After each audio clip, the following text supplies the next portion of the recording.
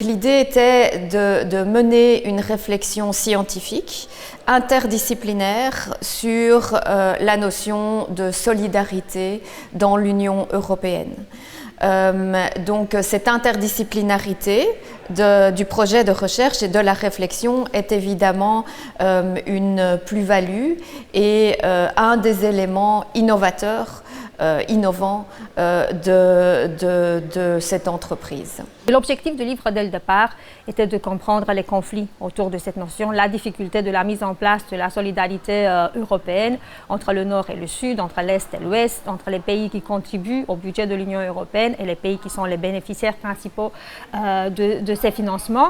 Donc l'idée était pour nous de voir d'une part quelles sont les formes de solidarité qui existent et puis d'autre part de bien comprendre les résistances à la mise en place de la solidarité européenne. Il s'agit ici d'un objectif d'examiner la solidarité d'un point de vue juridique, quelles sont les définitions et quels sont les fondements de la solidarité, mais aussi de voir quels sont les fondements politiques de la solidarité européenne. C'était un premier objectif. Deuxième objectif était de voir quelles sont les formes de solidarité, quels sont les types de solidarité qui existent aujourd'hui en Europe, et puis de saisir et de comprendre les différentes formes de résistance à la mise en place de cette solidarité, et ce, dans un grand nombre de domaines. Et donc c'est la deuxième spécificité de ce livre qui couvre quatre thèmes. Premièrement, l'espace de liberté, sécurité et de justice, et c'est toute la question de la gestion des réfugiés et des migrants au niveau européen. Le deuxième thème, c'est la question de la solidarité dans les politiques économiques et sociales. Troisième thème, l'Europe dans le monde. Et puis, quatrième thème, l'Europe comme espace de normes et de valeurs. Ce que nous faisons aussi, c'est que donc on examine cette notion, ces enjeux, ces perspectives entre États membres de l'Union européenne, donc ce que j'appellerais la dimension interne de la solidarité, donc au sein de l'Union européenne, mais on l'examine aussi dans sa dimension externe, c'est-à-dire entre l'Union européenne, mais aussi les États tiers. Et ce qui nous permet évidemment d'avoir une vision plus macro, je dirais, et d'examiner un peu quel est le rôle de l'Union dans le monde. Mon chapitre un peu attire l'attention sur une question, à mon avis, essentielle. Est-ce qu'on peut étudier le modèle social de solidarité européenne sans le situer dans le cadre mondial? C'est-à-dire sans analyser, d'une part, son poids international, le fait que nous ne sommes que les 6% de la population mondiale, et donc le modèle social européen est d'un côté menacé est conditionné par le cadre de la mondialisation. Et deuxièmement, si nous ne parvenons pas à exporter certains éléments du modèle de solidarité européenne aux voisins et aux partenaires lointains, il est condamné. Parce qu'on ne peut pas résister comme un îlot dans un monde qui va dans toute autre direction. Ça, j'attire l'attention donc sur la relation entre solidarité interne et solidarité externe. Ma contribution à l'ouvrage Solidarité explore trois formes de solidarité qui sont fondamentales dans l'Union européenne. D'abord, la solidarité transnationale entre Européens et surtout entre les Européens mobiles qui se déplacent entre différents pays.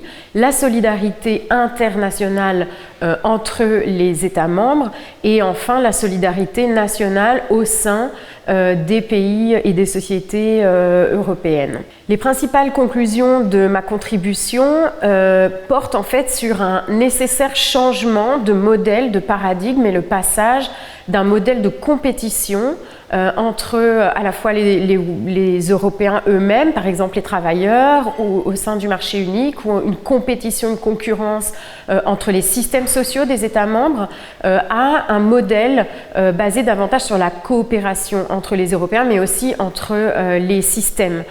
Donc on peut en faire découler plusieurs types de conclusions. D'abord, il faudrait vraiment combattre un certain nombre d'idées reçues qui affaiblissent la solidarité entre Européens. Par exemple, ce qu'on entend sur le tourisme social, le fait que certains se déplaceraient uniquement pour profiter d'allocations sociales. Les recherches montrent que c'est une réalité absolument marginale, à la fois en termes d'importance, mais aussi en termes de coûts pour les États membres. Mais une conclusion également très importante est la nécessité de s'orienter vers davantage d'instruments efficaces et effectifs pour permettre de nouvelles formes de coopération. Par exemple, un cadre permettant de mettre en place des salaires minimums dans tous les pays membres de l'Union européenne que l'on pourrait, par exemple, ensuite faire converger à l'aide de critères et de standards. There are discussions at European level about how the EU should get more involved in social protection, and on the other hand you have discussions on the basic income mostly at the national level. So my idea was trying to bridge the gap between these two strands of literature and explore to what extent the idea of a European universal basic income can be a way to strengthen the social dimension of the European Union. It can support the social dimension of the EU at three different levels. The first one is at individual level, so as a top-up of national social benefit, it can be a way, a radically new or innovative way to have a European anti-poverty policy in order to ensure that everyone reaches at least a level of sufficiency in terms of income. Then there is the member state level. Because it is institutionalizing a system of fiscal transfers, it can act as a macroeconomic stabilizer. I show that there are potentially more optimal mechanisms to reach that purpose, but it can still play some role to some extent in terms of macroeconomic stabilization, and also supporting national welfare states in other areas, such as a demographic stabilizer. And then there is the European level, because it is a tangible, highly visible, simple, transparent policy, because it's unconditional. So it is something that is easy to notice, easy to feel in terms of its benefit. It is European in scope and substance.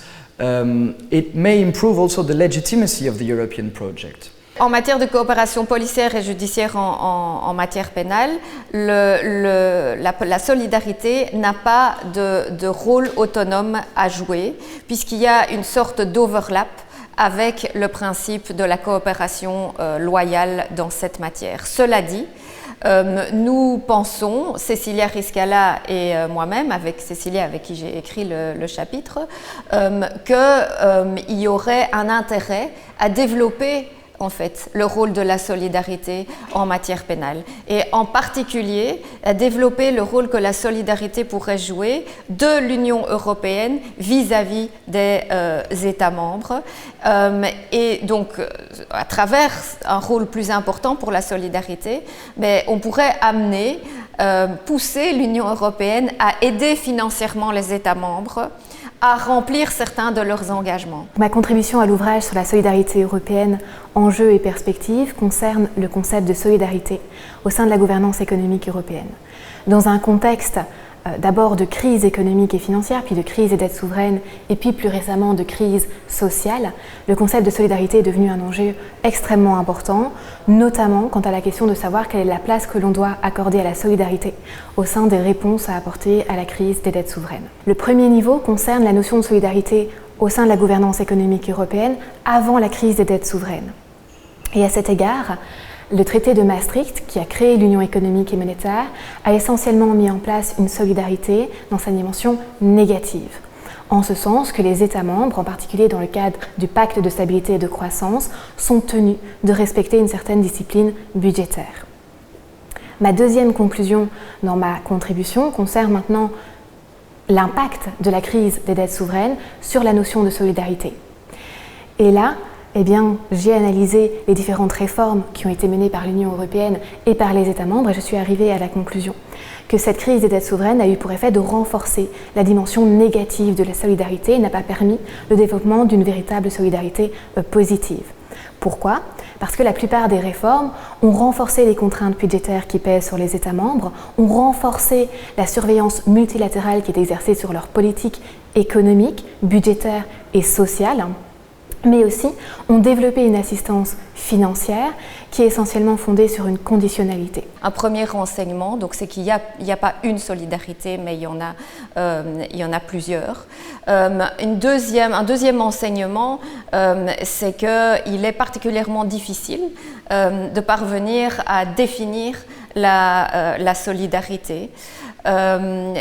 Donc, on a essayé de mettre ensemble ou de synthétiser les différentes définitions que les divers auteurs en donnent, mais c'est pas simple du tout. Un autre enseignement, c'est que bien souvent, donc les différents types de solidarité peuvent aller de concert ou peuvent se renforcer les unes les autres, mais parfois elles entrent en tension les unes avec les autres. Donc parfois, par exemple, la solidarité au plan interne peut entrer en conflit ou en tout cas en tension avec la solidarité au plan externe. De la même manière, la solidarité entre États, donc la solidarité interétatique, est susceptible aussi d'entrer en tension avec la solidarité vis-à-vis des individus.